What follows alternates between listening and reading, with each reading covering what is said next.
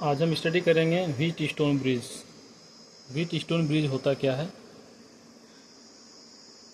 और ये किस प्रिंसिपल पे काम करता है, इसको हम कैसे चेक करेंगे कि हमारा व्हीट स्टोन ब्रिज के जो प्रिंसिपल्स है वो फॉलो कैसे होते हैं। उसके लिए हम यहाँ पे प्रैक्टिकल सर्किट बनाएंगे।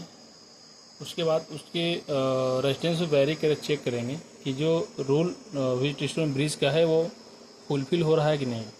अभी हमने यहाँ पे एक व्हीट स्टोन ब्रिज बनाया हुआ है। इसमें 4 रेजिस्टेंस हैं P, Q, R, S। इसमें एक गैल्वेमीटर लगा हुआ है। गैल्वेमीटर का काम ये है कि जब ये ब्रिज अनबैलेंस होता है तो इस नोड के क्रॉस वोल्टेज जनरेट होता है। जैसे हम मान लेते हैं A, मान लेते हैं B, इसके क्रॉस वोल्टेज जनरेट होता है। इस वोल्टेज को ये गैल्वेमीटर से जनरेट होने से गैल्वेमीटर में डिफ्लेक्शन शो कर देता है। हम गैल्वेमीटर हटा करके सिंपल एक वोल्टमीटर भी लगाएं तो हमें डिफ्लेक्शन पता चल जाएगा कि कितना वोल्टेज जनरेट हुआ। तो गैल्वेमीटर में ये होता है कि ये डिफ्लेक्शन केवल दे देता है, ये वोल्टेज मेजरमेंट नहीं देगा, केवल डिफ्लेक्शन दे देगा कि डिफ्लेक्शन कितना हुआ। जबकि अगर हम वोल्टमीटर यूज करें तो ये बता देगा कि इसके अक्रॉस कितना वोल्टेज जनरेट हुआ। अगर ये ब्रिज बैलेंस है मीन्स इस रूल को फॉलो कर रहा है P into S equal to Q into R, पर ये रूल फॉलो कर रहा है तो ये ब्रिज बैलेंस होगा और इसके अक्रॉस वोल्टेज 0 आएगा। अगर ये ब्रिज अनबैलेंस है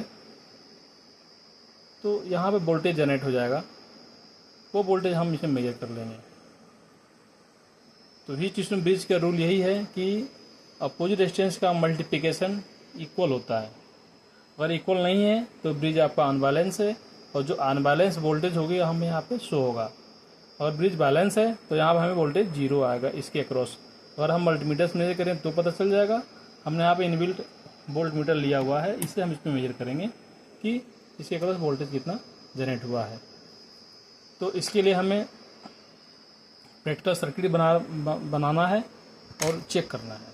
हम रेजिस्टेंस बदल भी देखेंगे कि रेजिस्टेंस बदलने से वोल्टेज पे क्या इफेक्ट पड़ रहा है या उसका जो जनरेटेड वोल्टेज है उसमें क्या इफेक्ट पड़ रहा है। तो हम पहले व्हीट स्टोन ब्रिज बनाएंगे, जैसे दिया है सेम ऐसे हम बना रहे हैं, जैसे सर्किट में डायग्राम में। तो हम एक हमारा रेजिस्टेंस P हो गया,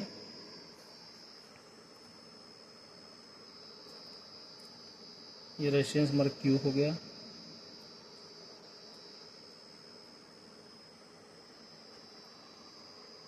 ये रेजिस्टेंस हमारा R हो गया,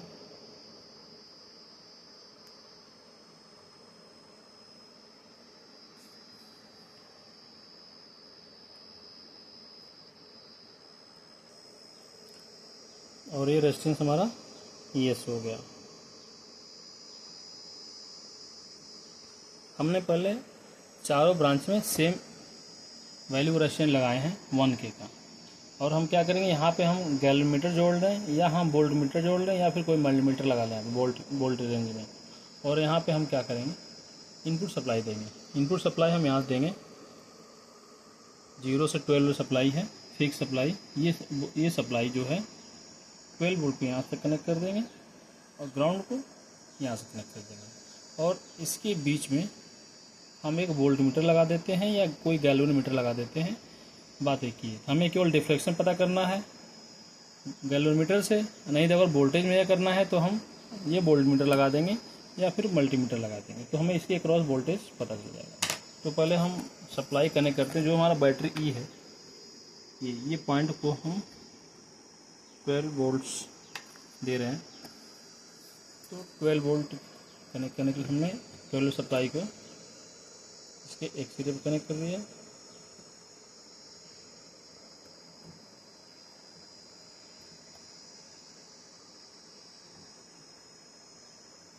और ग्राउंड को दूसरे सिरे पे कनेक्ट कर दिया। ये हमने सप्लाई यहाँ पे दे दी जो एज पर सर्किट डायग्राम। जो वोल्टेज यहाँ जनरेट हुआ, अगर यहाँ वोल्टेज जनरेट हुआ होगा वो वोल्टेज हमें यहाँ पे शो होगा। अगर ब्रिज अनबैलेंस है तो वोल्टेज आपको देखना है। अब ब्रिज बैलेंस है वो भी वोल्टेज आपको देखना है, और ब्रिज बैलेंस है तो वोल्टेज लगभग 0 आएगा। तो हम चेक करना है कि हमारा ब्रिज बैलेंस है कि नहीं। उसके लिए हम क्या करेंगे, एक वोल्टमीटर टर्मिनल यहाँ लगा देंगे और दूसरा जो टर्मिनल है वोल्टमीटर का, ग्राउंड का, यहाँ पर लगा देंगे।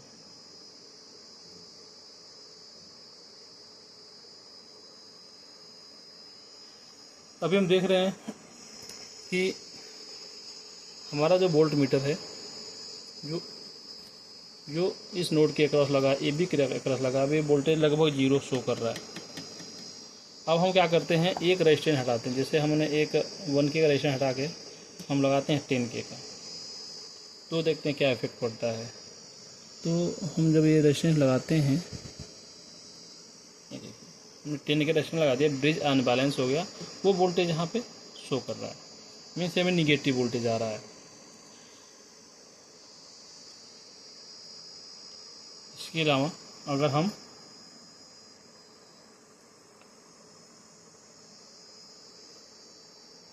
इस आर्म को बदलें, 10K से रिप्लेस करें,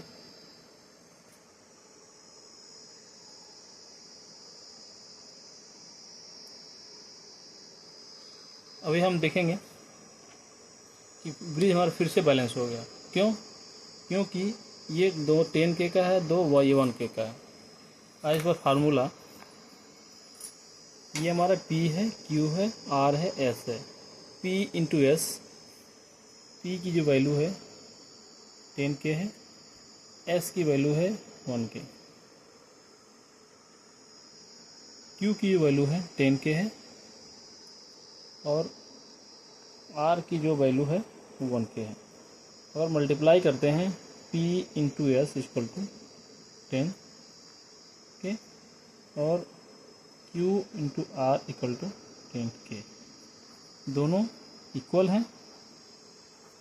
सो जब इक्वल हो गए, ये फार्मूला फुलफिल हो गया, तो हमारा वोल्टेज क्या हो गया, 0 हो गया। वही जो पहला कंडीशन है जिसमें हमने केवल एक 10K लगाया था, तब हम देखते हैं कि ब्रिज जो अनबैलेंस हुआ था, कैलकुलेट करने में कितनी वैल्यू आ रही है। तो फर्स्ट कंडीशन हमने लगाया था, अब देखिए P की वैल्यू है 1K, Q की वैल्यू है 10K और S की वैल्यू है 1K और R की वैल्यू है 1K। और हम मल्टीप्लाई करते हैं P इंटू S, तो P की वैल्यू है 1 इंटू S की value 1 equal to 1, Q into R equal to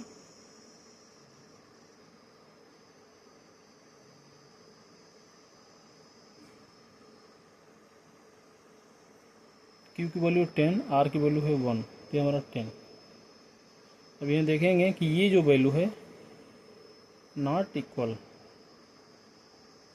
इसलिए हमें ये वोल्टेज डिफरेंस शो कर रहा है। किसी तरह से हम अगर इसको हम 10 के बराबर कर दें तो वोल्टेज 0 हो जाएगा। इसके लिए हमें यहाँ पे एक को हटा के हमें 10 का रेजिस्टेंस लगाना पड़ेगा, जिससे दोनों की वैल्यू बराबर हो जाएगी। वही काम हमने यहाँ पे किया हुआ है। तो इस तरह से हम देख सकते हैं प्रैक्टिकली कि हमारा जो हीट स्टोन ब्रिज होता है किस कंडीशन बैलेंस होता है और किस कंडीशन बैलेंस नहीं होता है। इस तरह से हम वेरियस रेशन, अलग वैल्यू रेशन लगा करके हम चेक कर सकते हैं।